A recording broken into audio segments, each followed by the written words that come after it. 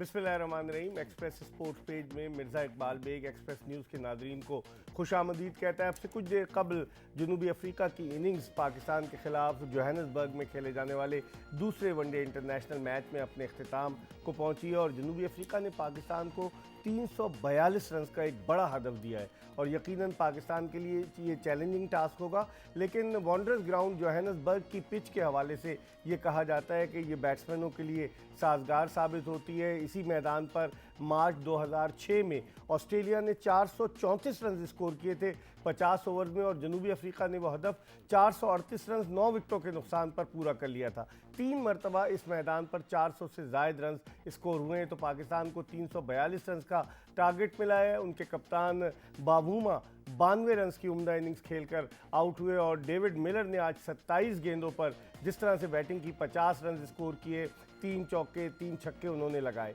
आज के इस मैच पर हम बात करेंगे और अगर आप अपनी राय का इजहार करना चाहें क्रिकेट के हवाले से तो हमारा नंबर है 021-3580-3818। आप इस पर कॉल करके हमसे बात कर सकते हैं, अपने मेहमान का तारुफ आपसे कराएं। हमारे साथ मौजूद हैं पाकिस्तान के former test cricketer Tanveer Ahmed जो पाकिस्तान में अब तो टीवी चैनल्स पर बैठकर अपने तबसरे करते हैं। पाकिस्तान की जानिब से टेस्ट मैचेस खेले और तनवीर वनडे भी पाकिस्तान की जानिब से खेले। इनसे हम बात करेंगे, लेकिन इससे पहले कि हम तनवीर अहमद से गुफ्तगू के सिलसिले का आगाज़ करें, पहले आपको एक पैकेज दिखाते हैं और जब वापस आएंगे तो जनूबी अफ्रीकन इनिंग्स के हवाले से तनवीर अहमद से बात करेंगे।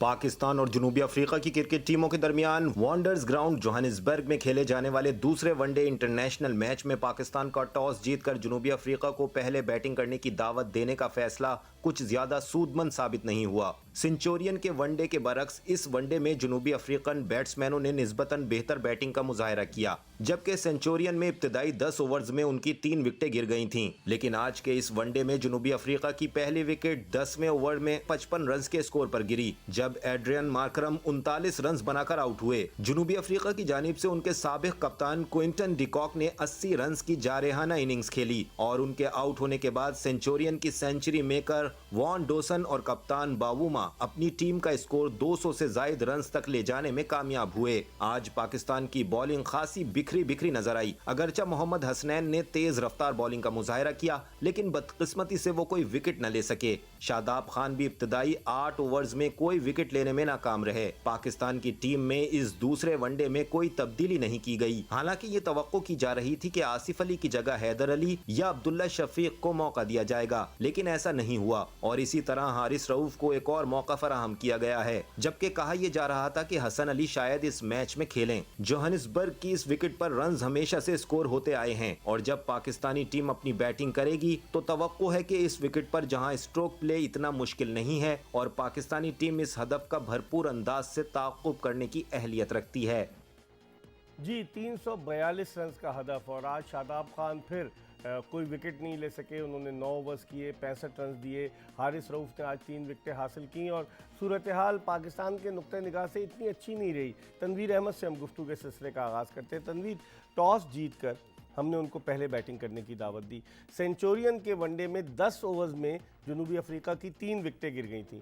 आज उन्होंने थोड़ी समझदारी से बैटिंग की और 10वें ओवर में उनकी पहली विकेट गिरी एड्रियन मार्करम की। कैसे देखते हैं आज डिफरेंट गेम प्लान के साथ साउथ अफ्रीका आया था और 341 रन के हदफ को आप कैसे देखते हैं? देखें, मेरे ख्याल में जिस तरह आपने जोहानिसबर्ग की बात की कि जोहानिसबर्ग में 3 दफ़ा 400 से ज़्यादा रन्स बन चुके हैं और मेरे ख्याल में अगर मैं गलत नहीं हूँ तो 300 प्लस रन तकरीबन 10, 12 या 15 दफ़ा बन चुके हैं। 300 प्लस रन जो बने। जी। तो इस ग्राउंड के अंदर जो बैटिंग के लिए 18 मरतबा 300 से मैंने बोला 10 से ज़्यादा इस तरह, हाँ 10-15 दफ़ा, 18 दफ़ा। तो यहाँ की जो बैटिंग की जो पिच है वो बड़ा सूट करती है और मेरे ख्याल है साउथ अफ्रीका जो टॉस हारा है वो शायद उन्होंने समझा कि बेहतर है हम टॉस हार गए। अगर हम डे मैच की बात करते हैं तो 12 दफ़ा जिसने इनिंग पहली की है वो 12 दफ़ा जीता है और सेकंड बैटिंग वाला 14 दफ़ा। इस तरफ हम अगर देखें तो हम शायद ये सोचें कि क्या पता पाकिस्तान चेज़ कर ले, लेकिन पाकिस्तान के हिसाब से यहाँ ये जो रन्स है 341 ये वो बहुत ज़्यादा है। और एक आपने बात एक और बताई कि इस ग्राउंड में 434 रन हुए, उससे उसके बाद भी 438 कर गई थी 2015 में 18 जनवरी को 2006 नहीं 2015 में साउथ अफ्रीका ने 239 रन किया अगेंस्ट वेस्ट इंडीज़ के 18 जनवरी को। अब आपके साथ बैठना है तो मेरे ख्याल स्टैट्स तो हमें याद करने पड़ेंगे वरना हम फीके रह जाएंगे बहुत ज़्यादा। खैर एनीवे आज के मैच के ऊपर आते तो मुझे ऐसा लगता है कि नया बॉल बहुत अच्छा किया स्पेशली हसनैन ने, उसके बाद उनको रन्स हुए, फिर हारिस रऊफ ने 3 आउट किए लास्ट मैच में, उनकी मार लगी। लेकिन अगर मैं हारिस रऊफ की परफॉर्मेंस देखता हूँ या हसनैन की परफॉर्मेंस देखता हूँ या फ़हीम अशरफ की परफॉर्मेंस देखता हूँ, इंटरनेशनल क्रिकेट के अंदर ओडीआई में इनकी कोई इतनी ख़ास परफॉर्मेंसेस नहीं है। ख़ास परफॉर्मेंसेस का कहने का मकसद ये है कि अगर पेस है आप कहीं ना कहीं हमें जल्दी से विकेट्स लेके दें।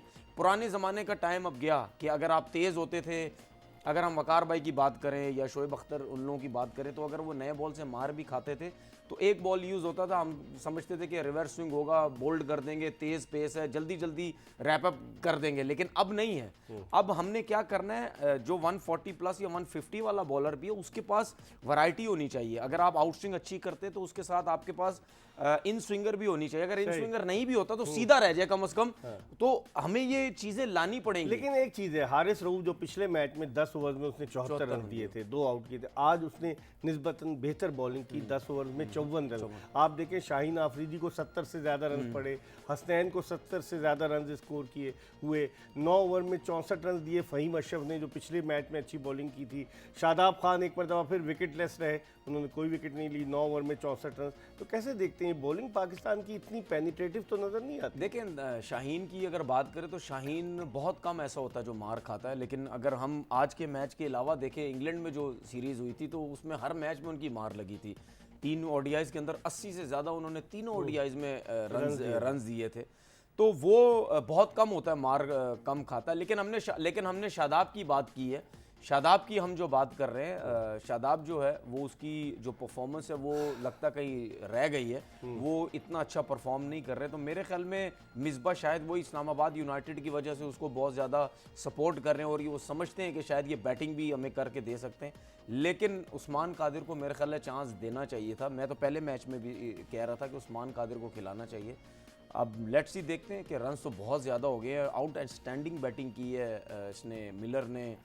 जिस तरह मार्करम ने स्टार्ट किया था मुझे ऐसे लग रहा था कि, लेकिन ये मुझे बहुत अच्छे तरीके से फील हो गया था कि आज जो है ये 300 प्लस तो होने ही होने। अच्छा, पाकिस्तान जो आखिरी मैच जहाँ खेला उसमें पाकिस्तान 301 रन किए, ये भी आप ये भी है। लेकिन एक चीज़ और है कि आज जिस तरह की बैटिंग की बाबूमा, उनका कप्तान 8वां वनडे इंटरनेशनल मैच खेल रहे, 6 मैचों के बाद उसे कप्तानी दे दी गई। अब आपको पता है सियासत बहुत हो गई साउथ अफ्रीकन क्रिकेट में, उन्होंने लाजमी कर दिया है कि 5 सियाह फार्म क्रिकेटर्स खेले ही नहीं खेलेंगे हर कीमत पर। अब गोरे पीछे हटते जा रहे हैं, उनका दिल भी वो होता जा रहा है। तो बाबूमा ने आज 92 रन किए। जब इससे अपना डेब्यू किया था, मुझे अच्छी तरह से याद है, 2016 में बनूनी में आयरलैंड के खिलाफ पहले वनडे में सेंचुरी बनाई थी।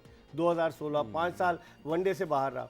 ओवरऑल अगर आप देखें कि क्विंटन डिकॉक जो पिछले मैच में नाकाम रहा, आज उसने जिस तरह से 80 रन बनाए, फिर डेविड मिलर आखिर में जो 50 रन, उनकी बैटिंग तो अच्छी है। लेकिन तनवीर हमें ये भी देखना होगा कि अगले मैच में जो आखिरी मैच है जो 7 तारीख को, उस मैच में ये सब नहीं होंगे, ना मार्करम होगा, ना ये होंगे अपना क्विंटन डिकॉक, ना डेविड मिलर, तीनों फास्ट बॉलर नहीं होंगे। हाँ, और फास्ट बॉलर्स भी नहीं होंगे, तो ये तो मुश्किल नहीं होगी। देखें मेरे ख्याल है पाकिस्तान के लिए बहुत अच्छा हो गया पहला मैच जीतना। अब इनके पास बहुत ज़्यादा चांसेस हैं तीसरा मैच जीतना, क्योंकि अगर आज का मैच हार भी जाता है पाकिस्तान तो 1-1 से सीरीज़ बराबर हो जाएगी और तीसरा मैच जीतना बहुत आसान हो जाएगा। जिस तरह आपने 4-5 लड़कों के नाम लिए, मेन प्लेयर्स हैं, दोखिया फास्ट बॉलर जिसने बड़ी अच्छी बॉलिंग, रबादा हो गया, निगीडी हो गया, डिकॉक हो गया, फिर उसके बाद डेविड मिलर, ये 5 प्लेयर्स ऐसे हैं, ये नहीं होंगे इस मैच के बाद। तो पाकिस्तान के बाद अब मेरे ख्याल है पाकिस्तान की टीम जो है वो बहुत ज़्यादा स्ट्रॉन्ग नज़र आती है इन 5 प्लेयरों के जाने के बाद। तो पाकिस्तान अगर आज का मैच हारता भी है तो अच्छे तरीके से हारे, मतलब अगर हारता भी है तो टफ टाइम दे। लेकिन ये कब नहीं तक है हम कि बाबर आजम पर रिलाय करते रहेंगे? मेरे बाकी ख्याल भी कुछ बाबर तो आजम है, फिर उसके बाद रिजवान बड़ी अच्छी फॉर्म के अंदर है, फिर इमाम का अगर रिकॉर्ड देखें साउथ अफ्रीका में बड़ा लेकिन इमाम अच्छा को है। पिछले मैच में तनवीर बाबर आजम अगर आउट हो गया तो खड़ा नहीं होना चाहिए नहीं था। होना चाहिए था, बस वो उसने गलत शॉट खेला। मैं तो ये कह रहा था कि उसको नॉट आउट जाना चाहिए था, 100 करता, 80 करता, 90 करता, जितने भी करता नॉट आउट जाना चाहिए था। यही इनिंग्स होती हैं, यही टाइम होता है कि आप अगर बाहर की कंडीशन में इतना अच्छा परफॉर्म कर रहे हैं और उसके बाद अगर आपको ये भी पता है इमाम को कि लास्ट सीरीज जो मैंने पहले खेली थी तो मैं मैन ऑफ द सीरीज भी रहा था, तो मेरी फॉर्म बड़ी अच्छी है। अब ये है कि अब पाकिस्तान को लाजमी सी बात है कि मुश्किल होने वाले हैं रन्स चेस किस तरीके से करने, जो भी सेट हो जाए वो देर तक जाए। इसमें 100 तो चाहिए, 2-3 इनिंग्स बड़ी बड़ी चाहिए, बड़ी मतलब 50, 60, 70 रन की चाहिए, तब जाके पाकिस्तान ये रन्स चेस करता, अदरवाइज बहुत मुश्किल है। लेकिन आखिरी 10 ओवर में 40 से 50 में 94 रन 94 इस वजह से रन बने क्योंकि इस पिच के ऊपर आपने भी देखा होगा जब आप गुड लेंथ पे बॉल कर रहे हैं वहां पे खेलना बड़ा मुश्किल हो रहा था, क्योंकि वहां से बॉल किक कर रहा था बाउंस की तरह, टेनिस बॉल की तरह ऊपर आ रहा था। तो हमारे लड़कों ने शायद थोड़ी सी जल्दबाजी की, विकेट्स लेने की कोशिश की कि जल्दी जल्दी विकेट्स हम ले लें, क्योंकि 50 पे अगर 10 ओवर की बात करें तो 55 ओवर थे, 1 विकेट गिरी हुई थी। उसके बाद जो पार्टनरशिप लगी उसकी डीकॉक की और बबूमा की, उसकी वजह से आई थिंक लगता है हमारे जो बॉलर्स हैं वो पैनिक हो गए कि विकेट्स लेनी ही लेनी है। अगर आप गुड लेंथ पे बॉल कर रहे हो और बैट्समैनों को मुश्किल हो रहा है तो आप उसी जगह पे बॉल करें।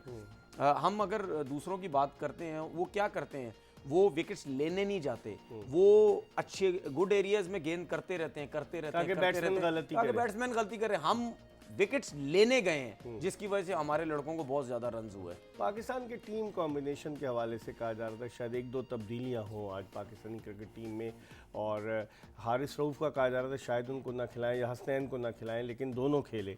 फिर इसके अलावा आसिफ अली जो 19 वनडे में 360 से ज़ायद रन बना चुके हैं 15 इनिंग्स में, और उनका 25 के करीब का एवरेज है, और सिर्फ 3 निस्फ सेंचुरियाँ बनाई। आप नहीं समझते आज आसिफ अली को जो मिसबा ने मौका दिया है ये उनके लिए एक डू और डाई सिचुएशन?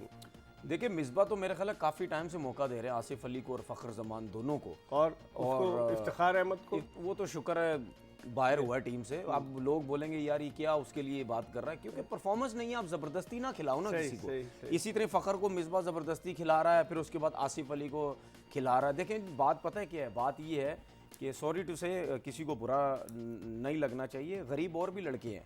अगर आप ये सोच के हमारे मुल्क में खिलाते हो जी गरीब है थोड़ा क्रिकेट खिला दें जी पैसे आ जाएंगे, गरीब और भी लड़के हैं, फिर और लड़कों को भी चांस दें, और भी बेचारे फाइनेंशियली स्ट्रांग नहीं है, उनको भी अगर खिला दें तो ज़्यादा अच्छी बात है। सिर्फ पसंद के लड़के खिलाना, उनको ज़्यादा देर तक खिलाना, फाइनेंशियली थोड़े से बेहतर हो जाए, मेरा ख्याल है ये पाकिस्तान क्रिकेट के लिए गलत है। ठीक है, हम एक ब्रेक की तरफ बढ़े और जब ब्रेक के बाद वापस आएंगे आपकी टेलीफोन कॉल्स भी अपने प्रोग्राम में शामिल करेंगे। 021-3580-3818 3580-3818 पर कॉल कीजिएगा। ब्रेक के बाद तनवीर अहमद के साथ दोबारा आपको ज्वाइन करेंगे, हमारा इंतज़ार कीजिएगा। ब्रेक के बाद एक मरतबा फिर खुशामदीद। 342 रन का टारगेट पाकिस्तान को मिला है जनूबी अफ्रीका के खिलाफ जोहानिसबर्ग के वनडे में फतह के लिए। 92 रन बामूमा ने उनके कप्तान ने बनाए। 80 रन बनाने के बाद आउट हुए उनके बैट्समैन क्विंटन डिकॉक, और उसके अलावा 60 रन स्कोर किए रॉसी वैन डूसन ने जिन्होंने सेंचुरी बनाई थी, और 50 रन बनाए उनके बैट्समैन डेविड मिलर ने। तनवीर अगर आज आप स्कोर कार्ड देखें, 5 टॉप ऑर्डर बैट्समैनों ने रन स्कोर किए, बाकी नीचे विकेटें जो इधर उधर गिरी हैं जो नीचे वाले थे, लेकिन 5 टॉप ऑर्डर्स ने रन स्कोर किए। प्लानिंग से उतरी आज लगता है। हाँ देखें पिच को देख के लग ही रहा था कि बड़ी अच्छी बैटिंग विकेट है, और फिर हमने क्यों टॉस जीतकर उनको बैटिंग दी अगर बैटिंग विकेट लग रही थी? देखिए हम तो शायद घबराते हैं ना, हम इस वजह से घबराते हैं कि शायद हम चेज़ ना करवा दें, लेकिन उल्टा अगर दूसरी तरफ हम देखें तो जो हमारी रेपुटेशन है वो सेकंड बैटिंग चेज़ करने के लिए बहुत मुश्किल है, इतनी अच्छी नहीं है।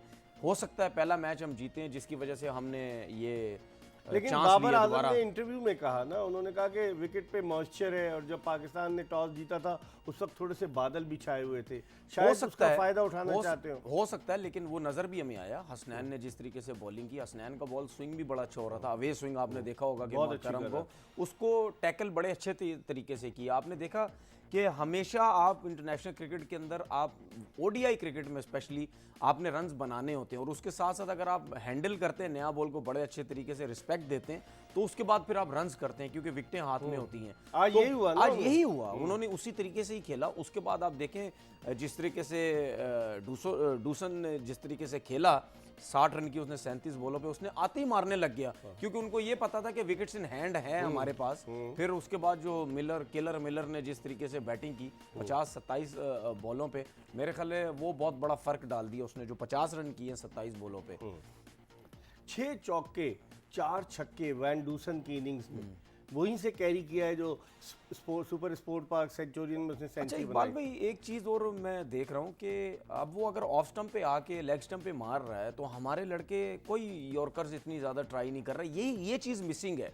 अगर वकार यूनुस काम कर रहे हैं बॉलर्स के ऊपर, देखिए मुझे 2 चीज़ों पे नज़र आया कि शायद उनका कुछ थोड़ा सा काम लगा मुझे।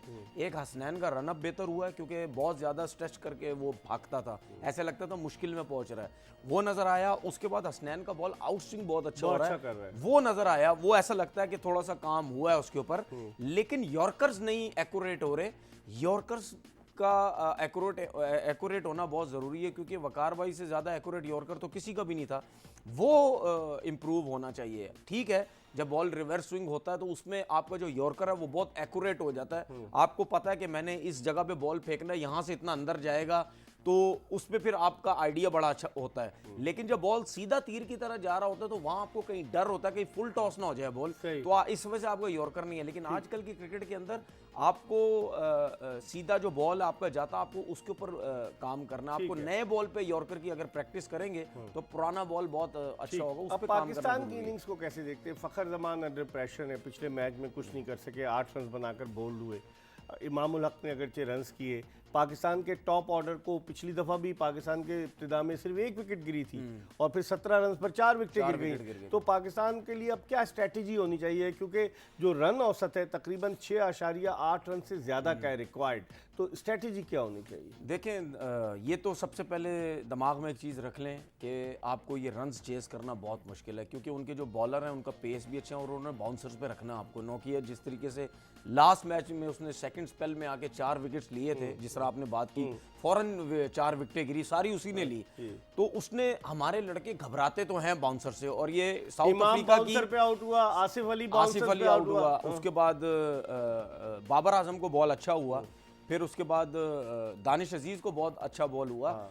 साउथ अफ्रीका की सबसे तेज पिच है ये जोहान्सबर्ग की, वहां पे आपको क्या करना है, आप कि टाइम लेना है, आप रिस्पेक्ट दें। नया बॉल अगर अच्छा हो रहा है आप उसको रिस्पेक्ट दें, लेकिन रन्स भी बनाने हैं। जहां बैड बॉल होगा वहां आप जाएं। प्रॉब्लम हमारे लड़कों के लिए अब ये है कि हम लोग ना कट पे इतने अच्छे हैं, ना बाउंसर्स पे इतने अच्छे हैं। इन पिचेस के ऊपर रन्स बनते ही कट और बाउंसर हुक पुल पे हैं।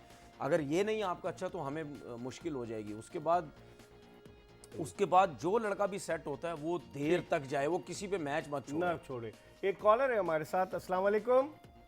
वालेकुम सलाम जी, कौन साहब कहाँ से बात कर रहे हैं? जी, मैं खुर्रम बात कर रहा हूँ, चिन्नौर से बात कर रहा हूँ। ट्विटर पे भी आपको फॉलो करता हूँ। जी खुर्रम, बोलिए। जी, मेरा सवाल यही है कि पाकिस्तान टीम जो है, इतना बड़ा स्क्वाड होता है कोरोना की वजह से, तो फिर बार बार वही प्लेयर क्यों खिला लिए जाते हैं, और नए प्लेयर को क्यों नहीं मौका दिया जाता? जैसे कि शादाब को ट्राई कर रहे हैं इतनी देर से, उस्मान कादर को मौका नहीं दे रहे, इसी तरह और भी बहुत से प्लेयर हैं, तो इसकी क्या वजह है? आपका क्या तजज़िया है? और तनवीर साहब से पूछें। खुर्रम, हम इस पे बात करते रहते हैं, लेकिन असल मसला ये कि हेड कोच को जिस पर एतमाद होगा उसी को हेड कोच खिलाएगा ना। हम लोग तो बोलते रहते हैं और प्रेशर भी उन पे पड़ता है, लेकिन वो कहते हैं ना कि जो उनकी मर्जी है वही करेंगे। ये हेड कोच पे डिपेंड करता है। आपका बहुत बहुत शुक्रिया खुर्रम, आपने हमें कॉल किया। तनवीर, हेड कोच पे डिपेंड करता है, फिर मैं ब्रेक की तरफ जाऊँगा, क्या समझते हैं? जो टूर वकार यूनुस की भी इनपुट होती होगी, कप्तान की भी इनपुट? अगर वकार भाई की इनपुट होती है तो बहुत गलत बात है, क्योंकि उनका कोई काम नहीं है। अच्छा, टूर बाबर आजम की बाबर आजम तो कप्तान और है ना। मैनेजर की भी नहीं, क्यों? कप्तान और कोच, खत्म होगी बात। टूर पे गए हुए कप्तान और कोच ने करना है ना, टूर पे हो या नो जो 11 खिलाने इन दोनों ने, अगर वकार भाई भी बीच में इन्वॉल्व हो रहे हैं तो मेरे ख्याल है इससे बड़ी कोई नाइंसाफी हो नहीं सकती। हमारी गुफ्तगू का सिलसिला जारी रहेगा। तनवीर अहमद से एक ब्रेक ले रहे हैं और ब्रेक के बाद जब वापस आएंगे मजीद बात करेंगे पाकिस्तान जनूबी अफ्रीका दूसरे वनडे इंटरनेशनल मैच के हवाले से। Stay tuned to Express News. Break के बाद एक मरतबा फिर खुशामदीद और पाकिस्तानी टीम अपनी इनिंग्स शुरू कर चुकी है। 7 रन पर पाकिस्तान की 1 विकेट गिर चुकी है। आउट होने वाले बैट्समैन इमामुल हक जो एनगीडी की गेंद पर सेकंड स्लिप में एड्रियन मार्करम के हाथों कैच आउट हुए।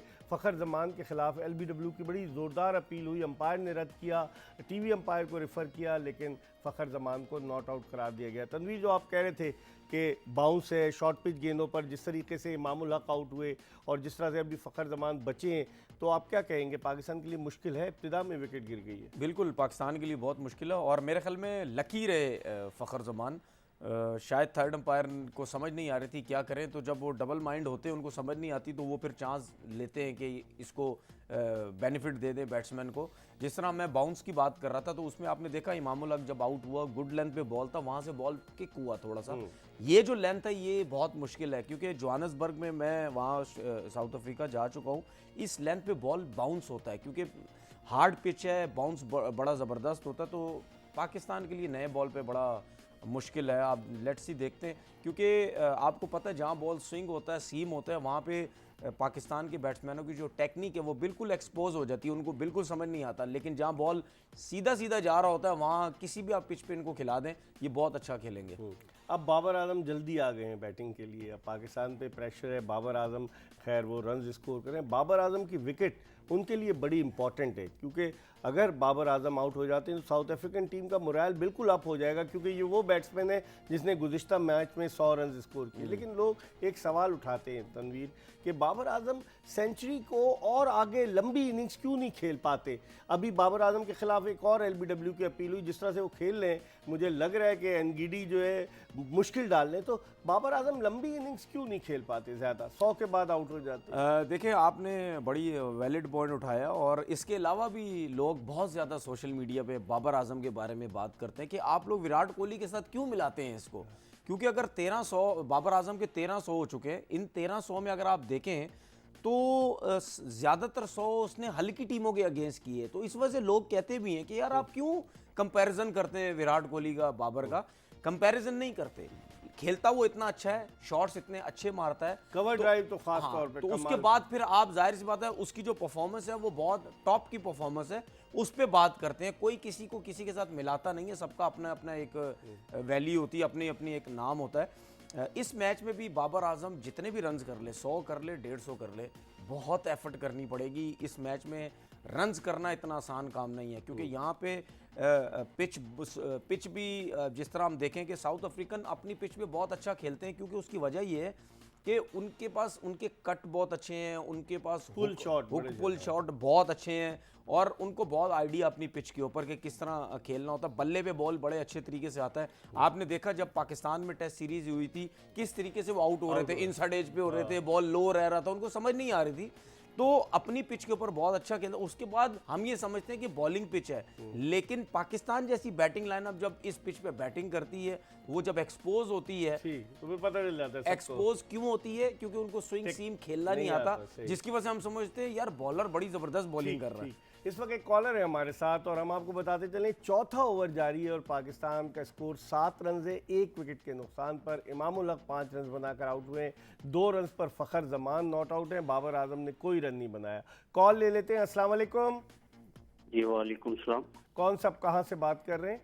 जमशेद बात कर रहा हूँ मैं सियालकोट से सर। जी जमशेद, क्या कहना चाहेंगे?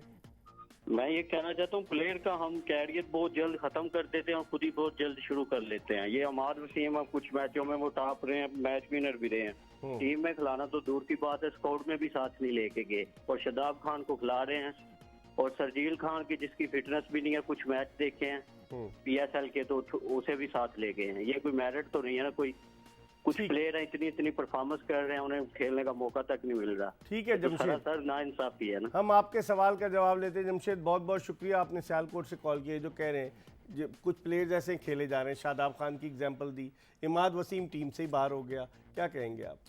देखिए हम तो मेरे ख्याल है रोज़ ही इसी टॉपिक के ऊपर ही बात कर रहे होते हैं जब भी करते हैं, और गलत होता है सिलेक्शन जो आता है। कोई भी सिलेक्शन कमेटी आती है, अब वो काम नहीं भी स्टार्ट करती तो मैं तो स्पेशली उससे पहले ही कह देता हूँ कि ये सारे यस मैन है, ना मेरिट आएगी ना कुछ आएगा।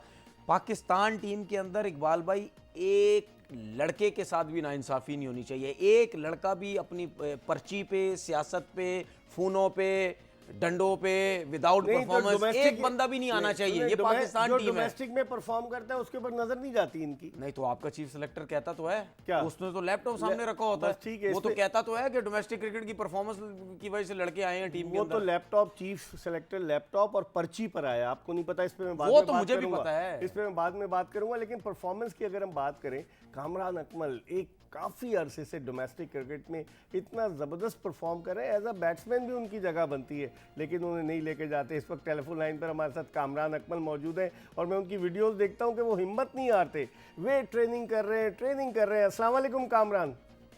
भाई कैसे हैं आप?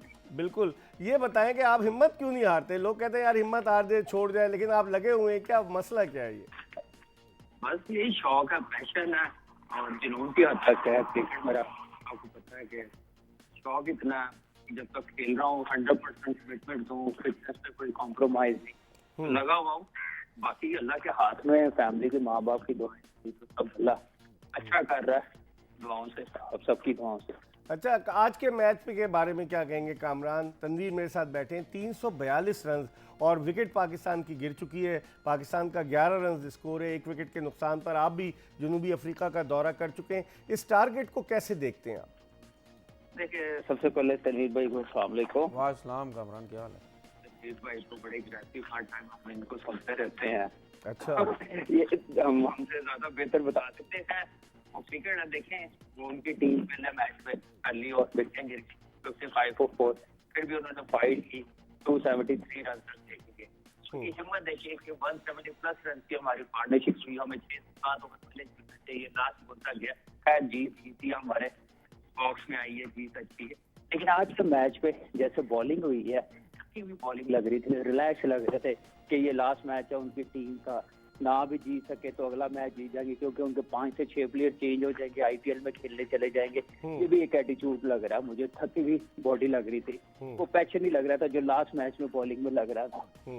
इस वजह से 342 रन हुए हैं। और सबसे बड़ी बात है, उनके बैट्समैनों ने रिस्पॉन्सिबिलिटी ली है। बुमराह को इतना क्रिटिसाइज किया जा रहा था, पर डी कॉक ने जैसे बैटिंग की है, फिर फिनिश जैसे किया वेंडर डुसू ने और डेविड मिलर ने वो आउटस्टैंडिंग उन्होंने बैटिंग की।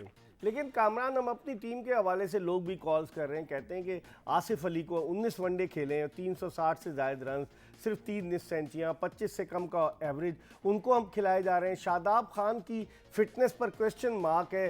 दूसरा मैच है मुसलसल जिसमें उन्होंने कोई विकेट नहीं ली। आप क्या कहेंगे, क्या इंतखाब टीम का मेरिट की बुनियाद पर हो रहा है या पसंद नापसंद की बुनियाद? देखिए बार भाई, इस वक्त टीम तो चली गई, हमने टीम जब अनाउंस हुई है उस वक्त काफी बातें की हैं, ये लड़का क्यों आया। खैर अक्टूबर चल रहा है, लेकिन ये है कि शादाब का काफी अर्से से 2 मैचेस में पिछले 1 साल से उसकी बॉलिंग वो नहीं है जो हमें मिडल में आके आउट करके देता था। तो एक हम ये लैग कर रहे हैं। आज भी देखे कि लेग स्पिनर का काम होता है ब्रेक थ्रू दिलवाना, वो शादाब से वो रिदम उसका नहीं।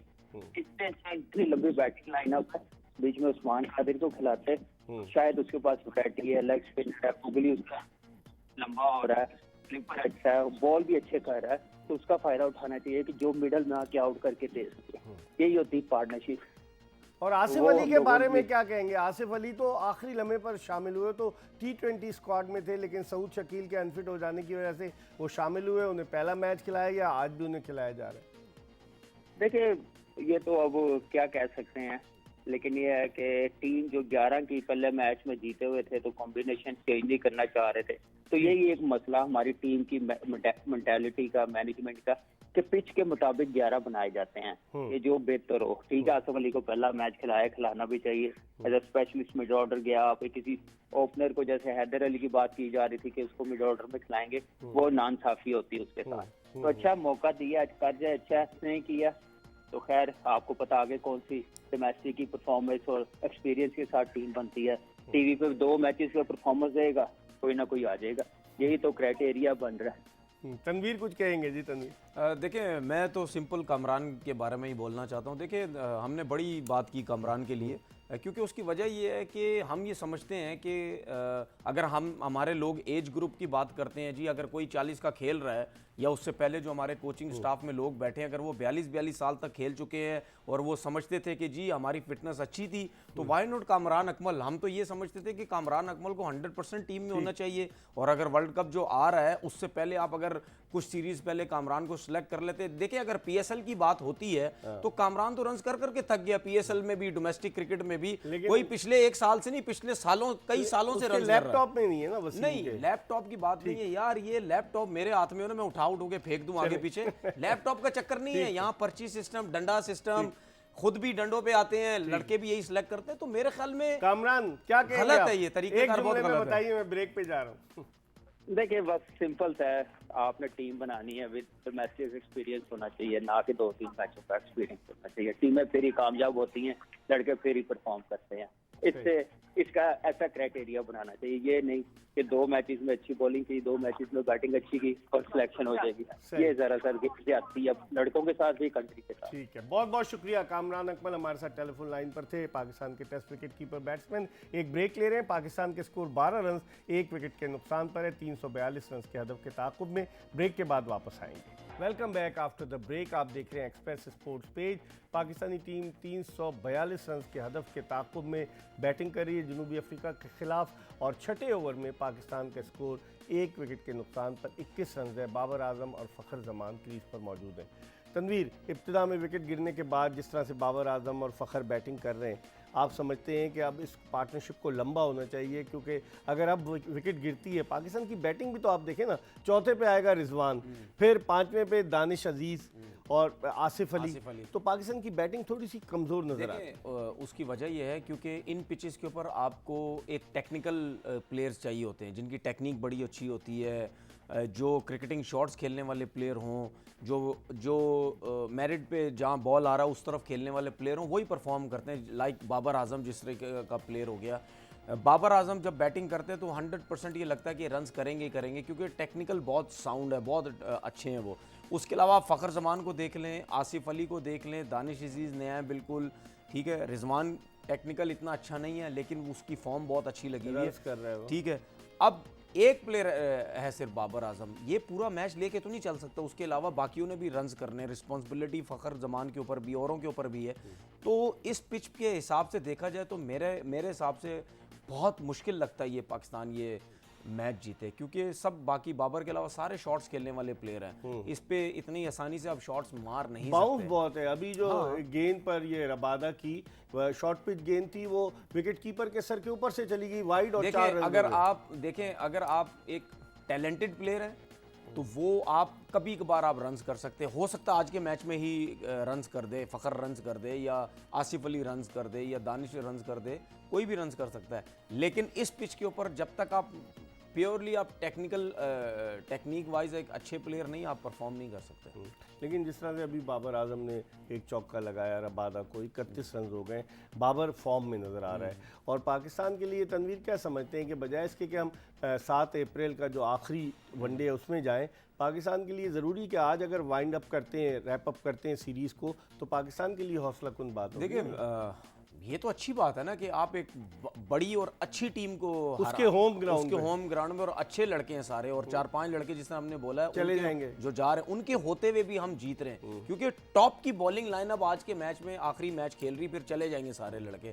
तो अगर आप आज जीतते हैं तो तीसरा जो मैच है वो तो आपका जो वो है कॉन्फिडेंस है वो बहुत अच्छा हो जाएगा। फिर तो आप, मुझे लगता है तीसरा मैच भी मार देंगे, 3-0 से इनको हरा देंगे।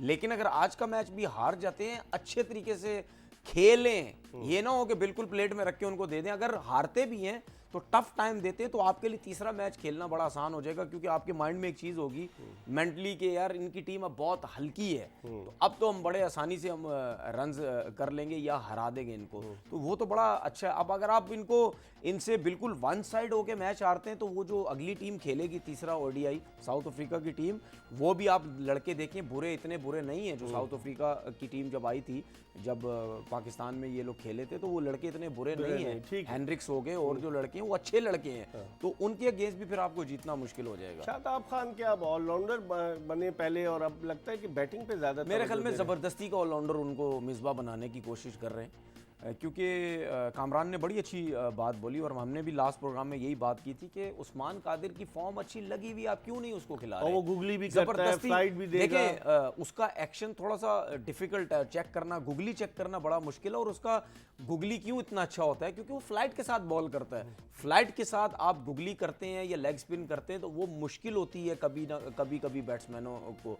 और लेग स्पिनर जो होता है वो हमेशा विकेट टेकिंग बॉलर होता है, अगर वो विकेट्स नहीं लेके देगा तो आपको रन्स ही होने। शादाब तेज बॉल करता है, ना गुगली इतना अच्छा है उनका, ना लेग स्पिन इतना अच्छा है, तो पाकिस्तान के लिए नुकसान है अगर आप शादाब को खिलाते हैं, क्योंकि उसकी फॉर्म अच्छी नहीं है। और नुकसान ये है कि हसन अली वापस आए तो ज्यादा बेहतर लेकिन है। बदकिस्मती साउथ अफ्रीका के साथ है, अभी बड़ा आसान कैच बैकवर्ड पॉइंट पे बाबर आजम का छोड़ दिया डेविड मिलर ने, रबादा की गेंद पर 13 रन किए बाबर आजम ने। ये कैच कितना कॉस्टली साबित हो सकता है? देखें, हो सकता है, लेकिन मैं भी कहता हूं कि बाबर आजम 100 भी कर दे आज के मैच में, फिर भी ये मैच इतनी आसानी से पाकिस्तान जीतेगा नहीं। उसके साथ साथ दूसरों लड़कों को परफॉर्म करना ज़रूरी है। हाँ, अगर बाबर आजम 160-70 रन कर दे तब जाके पाकिस्तान जीत जाएगा, लेकिन वो इतने रन करने के लिए भी आपको किसी के साथ पार्टनरशिप लगानी पड़ती है। आप अकेले इतने रन नहीं कर सकते।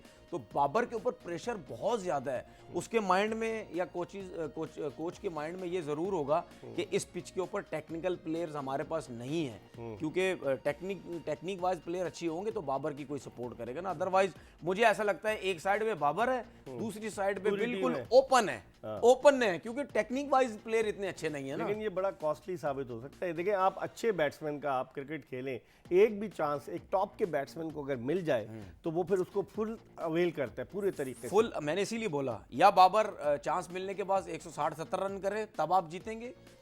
बाबर सिर्फ 100 करेगा, नहीं जीतेंगे। सिर्फ 100 के साथ आपके दो प्लेयर को कम से कम 60-70, 80, 60-70 इस तरह रन करने पड़ेंगे, तब आप ये रन चेज कर सकते हैं, वरना आप ये रन चेज नहीं कर सकते। 7 ओवर्स में 33 रन है, एक खिलाड़ी आउट, बाबर आजम 14 रन पर, और फ़खर जमान बॉब डाउन है, 7 रन पे खेल रहा है। फ़खर जमान पे भी प्रेशर है, इसीलिए तो इतनी आराम से खेल रहा है। अब वो कब तक वो बॉलें ज़्यादा खेलता है, कब तक वो उसके रन्स कम रहते हैं, वो उस टाइम तक क्रीज पे खड़ा रहेगा जब तक उसके 50 रन्स नहीं हो सकते। इसके 50 तक इसकी बॉलें ज़्यादा ही होगी अगर वो 50 रन्स कर जाता है। और अगर ज़्यादा देर तक खेलता रहा, 50 भी नहीं करेंगे, तो वो ओवर जो है वो किल करता रहेगा, पाकिस्तान को नुकसान होता रहेगा। बहुत बहुत शुक्रिया तनवीर। और 342 रन का टारगेट, अभी पाकिस्तान 33 रन पे 1 विकेट गिरी है। अब देखते हैं क्या होता है। इसके साथ ही मिर्ज़ा इकबाल बेग एक्सप्रेस न्यूज़ की पूरी प्रोडक्शन टीम के साथ आपसे इजाज़त चाहता है। इंशाअल्लाह आइंदा हफ्ते आपसे फिर मुलाकात होगी।